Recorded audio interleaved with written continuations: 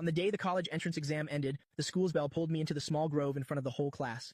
Just when I was still confused, she suddenly kissed me.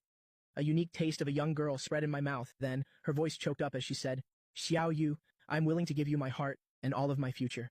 As long as you can agree to one thing, my life is yours too." She startled me. It turned out it was all because her mother was sick and urgently needed 600,000 for surgery.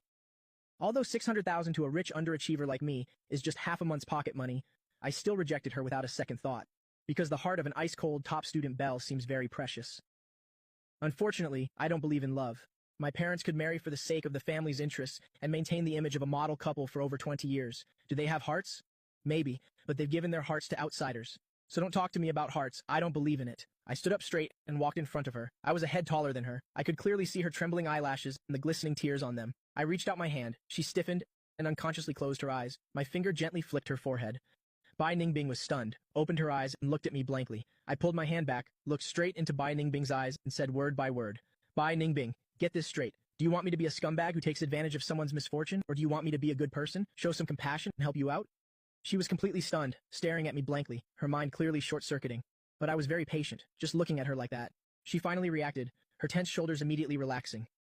Bai Ningbing harbored a tiny sliver of hope. Her voice as faint as a mosquito's buzz. "Please, I'm begging you." I shook my head decisively. No way. I'm not a philanthropist. Even if I have a lot of money, I won't spend it on unnecessary things. After all, 600,000 is enough for me to buy dozens of Napoleon cats.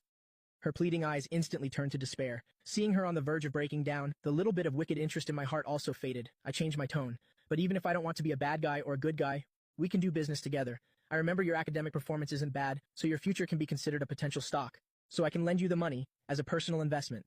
600,000, I can transfer it to you right now." Her eyes immediately lit up with incredulous joy. "But I have one condition. In 10 years, you must pay me back 1,000,000. The interest rate isn't high, it shouldn't be difficult for you. Also, in the college entrance exam a month from now, you must get into Tsinghua or Peking University.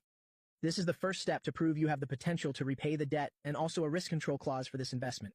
She was like someone who just grabbed a life-saving straw, immediately nodding her head frantically, afraid I would change my mind. I left her my phone number, then turned and walked away, not bothering to see her expression.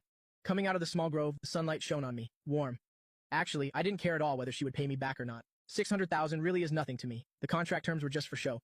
Otherwise, everyone would come running to borrow money from me, and no amount of money would be enough. Spending 600,000 to buy a little bit of smugness from doing a good deed today, and getting a close-up look at the belle's flustered state, wasn't too bad of a deal. After talking to the lawyer, I set a time and place, and forwarded the contract to Bai Ningbing, and that was that. I strode towards my original destination, a club activity room. Through the window, I could see the scene inside. My childhood friend, Liu Ruyan, was chatting animatedly with a punk-looking guy.